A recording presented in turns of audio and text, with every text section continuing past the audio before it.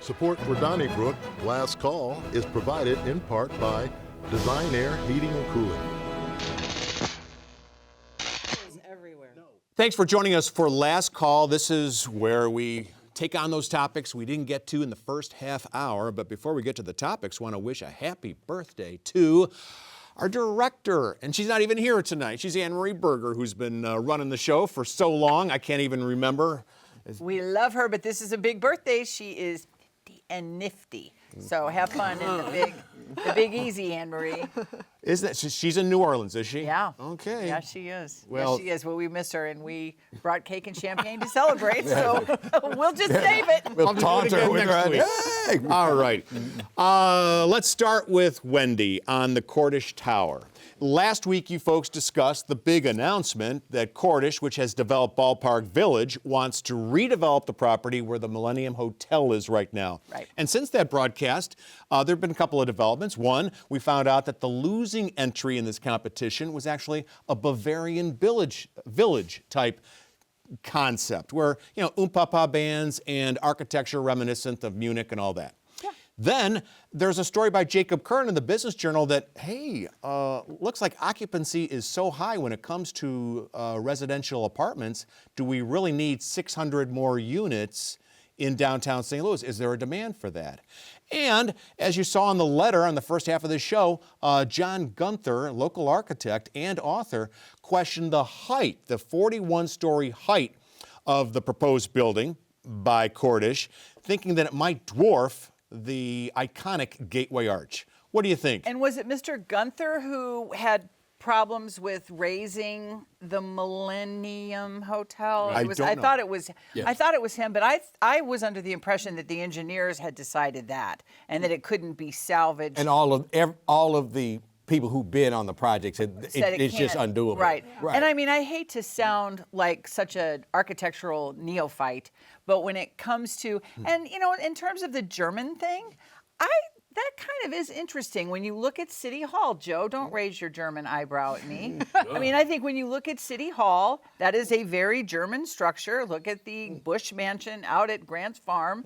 It is a nod to a Bavarian type architecture, but I just want it to be occupied and successful. I was just gonna. That's all I was care gonna about. say that. Here we go, St. Louis. It ain't been 5 minutes since, hey, we're gonna finally get rid of this eyesore and we're gonna do this. And like, Something's wrong. well, the beer garden would have been nice. Oh, it's too tall. Oh, it's this. Oh, it's that. And I mean, it's been 30 seconds since I they just want approved it to the be thing. successful and I just occupied. want to go on record that I am happy for the Cordish proposal for two reasons. One, we will not have a German village down there.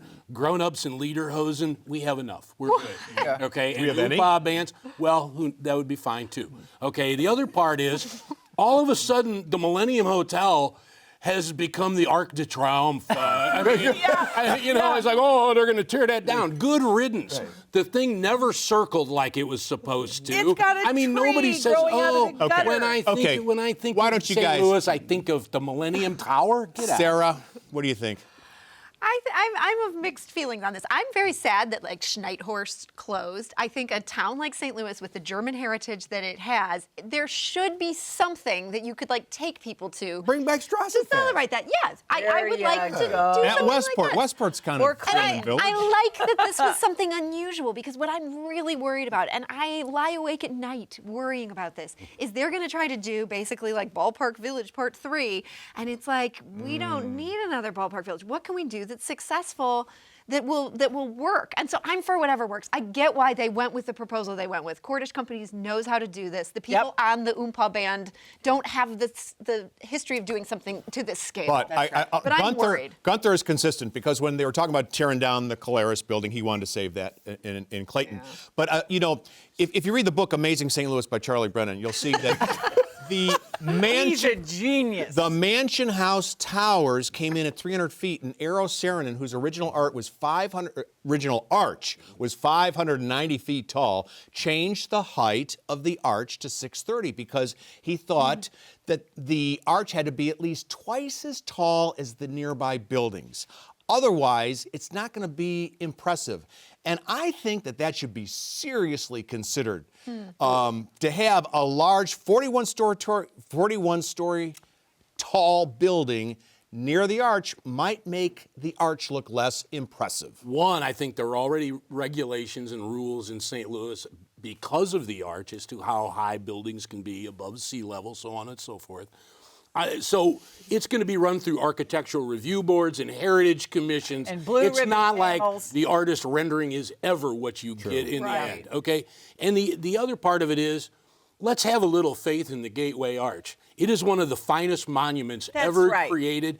It's always going to be the key to the St. Louis riverfront, and it is what will always draw your eye, given that you have at least a modicum of restraint. It's an arch. First of all, City Hall is based on masterpiece. City Hall is actually based on a French building, Absolutely. the Hotel de Ville in Paris. Oh, I'm sorry. I thought it was German. But it looks like it does kind of look that way. Yeah. But Boston had this issue. They had a Custom House, which was a tall tower, and then it got dwarfed by a lot of buildings in the business district, not far from Faneuil Hall. And a lot of people in Boston feel that it's never been quite the same. I remember when the late Bob Duffy said, "Don't build the Eagleton where it is because it's going to mar the view for people who are driving down 6440." And he was right. Sometimes you can make mistakes. Mar the view of what? Well, For traffic when they're driving down 6440. I know, but what is it blocking? What do you see? the arch. You don't see the arch anymore. Okay. But, I mean, I'd like him to see the cars in front. I'd like it, me too. I like it. Right. Well, that's asking And what too about, much in what this about town. the stadium, which touches 6440? I mean, nobody. you were always against Well, that. why Nobody did was they worried let them build all those buildings in Philadelphia around Constitution Hall? Like, we can't have that. Right. I mean, it is what it is. The arch abides. Oh, well, what do you... No, the arch will always be there. And if we shine the arch like Alvin wants to do, then it will gleam even prettier than when it was built. Thank you. Sounds like an SLDC grant to some worthy organization. Joe, I want to ask you about a next STL website expose, maybe, taking a look at the inside of our City Hall. Basically, a collection of ad hoc warning signs and posters, basically saying that the inside of our City Hall looks pretty trashy and it's confusing to the visitor. I happened to be in the City Hall recently, twice. I didn't notice that, but what do you think? I noticed it. I worked there every day on 2 different occasions when I was with the Journals and then with the Post-Dispatch, would go in there every day and was always constantly pleased with how cool that building is. Mm-hmm. And it still is. But it's just junky looking. When I walked in for the first time in months and months, I walked in and it looked like my refrigerator. There were these little signs stuck up that were like construction paper with masking tape, like, you know, this is out of order or don't use this door. And it was like, couldn't you at least print a sign? It was like someone with a crayon was writing this stuff. And it just looked unkempt. And hire a cleaning crew. Go through there. It's a gorgeous building. It's a phenomenal building. Just unjunk it. So I at least like the piece for that point. So I called Jason Deem, the writer of this piece, and I was like, I'm jealous of this. Like, I wish I had thought to do this story because it's one of these things that's kind of right in front of you. It's hiding in plain sight. Every time I go to City Hall, I'm like, this is weird how they've closed this off and put this weird sign here, and then they've added this other weird sign. And he just kind of broke it down. And what I liked about it is he's looking at it from the user experience. So if you come into St. Louis for the first time and you're trying to do business, what sort of impression is that leaving? I think it should be a wake-up call and hopefully a pretty affordable wake-up call. Somebody could fix this without that much work. A lot more people see the airport than see City Hall, and I think the airport is junky, and I think the airport Alvin, I'm looks with you, terrible. Mr. And if we're going to Kirkwood. fix something up, let's start with the airport. I'm with you, No, Mr. let's Kirkwood. start Let me with say City something Hall. to Alvin's point. I got luggage at the Southwest Airlines carousel on Saturday, and there's a big sign, huge sign above the luggage for a personal injury law firm. Is that gauche? I mean, we just need to work on our airport. That's what airports have. Have you been to other cities? Yes, Everybody I has have. those. You 1%ers who Cleveland has travel those. a lot. Cleveland has them. Cleveland has Chuck Berry and what's her name? Tina Turner. That's sure. who they But they have. have bad We ads, should have too. Chuck Berry and Oh. Tina Turner, Maya Angelou. We absolutely should. I was in Naples, Florida. There was a big sign with a quote from Maya Angelou. I'm gonna tweet that in your honor. Did they tear down the Thanks, wall Charlie. to Tuskegee Airmen? Oh, it's still there. Yeah, it's still there. I mean, I think that all Yeah. the tacky signage, I think it takes away from the German architecture of And on that note, Maybe they can have thank you very much. Very good. Go with Wendy. Let's say les bon temps roulés. Have a great time at Mardi Gras. We'll see you next week. And happy birthday to Anne Marie. Yep.